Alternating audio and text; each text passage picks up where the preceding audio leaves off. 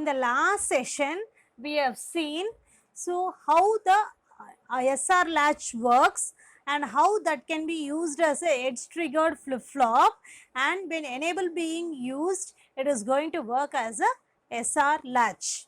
In today's session we will see the working of the D flip flop both as a edge triggered flip flop as well as a latch, and we will derive its characteristic table, characteristic equation and excitation table. Now, so what we have seen in the last class about the RS flip flop. Now I am going to make a small modification to the RS flip flop and convert into a D flip flop.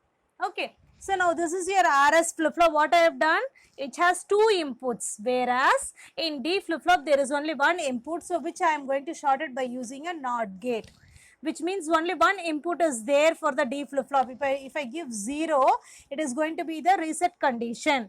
Okay, so if I am giving 0 here, this will become 1. That means it is a set condition. When I give 1 here, 1 will move here, 0 will be there, that is a reset condition. Okay. Now we will move on to the logic diagram. So what is the modification? The only modification is that I am going to give a NOT gate, that's all. Okay, and short the inputs, one is normal input, one is going to be an inverted input. So now how the truth table is going to differ with respect to your RS flip flop, because it is having only one data. Okay, so RS is going to be changed as, this is going to be your R and S. So this will be as D. Okay. Now what will be happening? Only two conditions will exist. Suppose if I am going to give the value as 0, it will be a reset, which will reset my output to 0. So when my D is 0, output is reset to 0. When my input as 1, it will set my output to 1. Okay, so that is the condition. If I am going to give the D as 0, output is 0, it is resetting the signal. When I am going to give the input as 1, it is going to set my output, so my output is 1.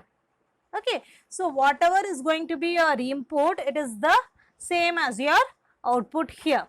Okay, but the input takes certain time to reach your output because of the presence of this NOT gate. So this D flip flop is also called as data flip flop or delay flip flop. Okay, as the input and output are transparent to each other, it is also called as a transparent latch, and it takes certain time from the data from the input to reach to the output, so it is also acts as a buffer for temporary storage. Okay, so only what the no change condition and the indeterminate condition in your SR flip flop is eliminated in your D flip flop. Okay, so what is the main disadvantage in case of your RS flip flop? It is the indeterminate condition.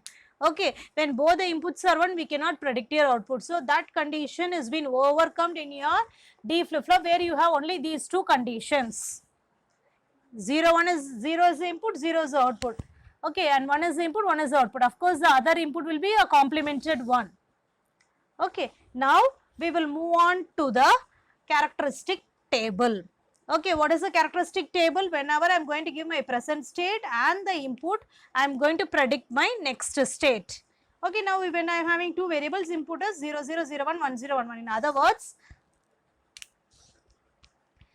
my single variable input will have 0, 1, where my conditions can be 0, 0 and 1, 1 for the both the inputs. For either of the inputs, if my condition is going to be 1, what is the output? So from this table, if you could see, so whenever my input is 0, 1, output is 0, 1. Okay, whenever my input is 0, 1, irrespective of my present state, my output is 0, 1. Just consider this part alone. Now we are just dealing with this part of the truth table. When my input is 0, output is 0, so it resets the flip flop. When my input is 1, it is set 1, it sets the flip flop.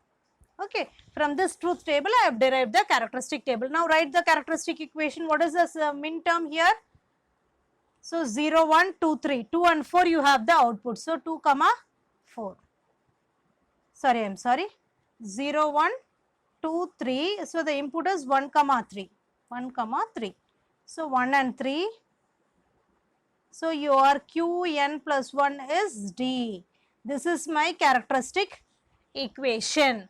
Now just modify your characteristic table in order to get your excitation table. What is excitation table? When the present state and the next state is known, you will be computing your input, right? So what is your present state? 0 0 0 1 1 0 1 1. In that case 0 0 0 1 1 0 1 1. So in that case I am going to compute my input. This gives the excitation table. Now we will move on to how the same circuit is going to act as a edge triggered one or a D latch. Okay, first we will go for a edge triggered flip flop. In that case, what I am doing, what is the modification to the earlier circuit you are going to do here? So before that I should put a,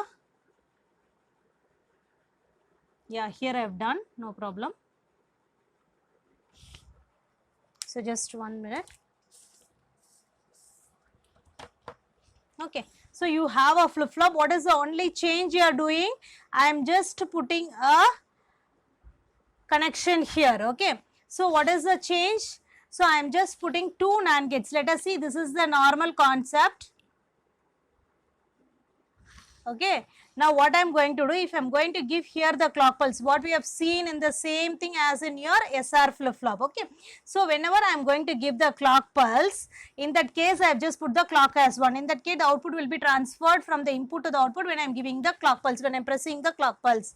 If I am not going to give any clock pulse, it will remain in the no change condition.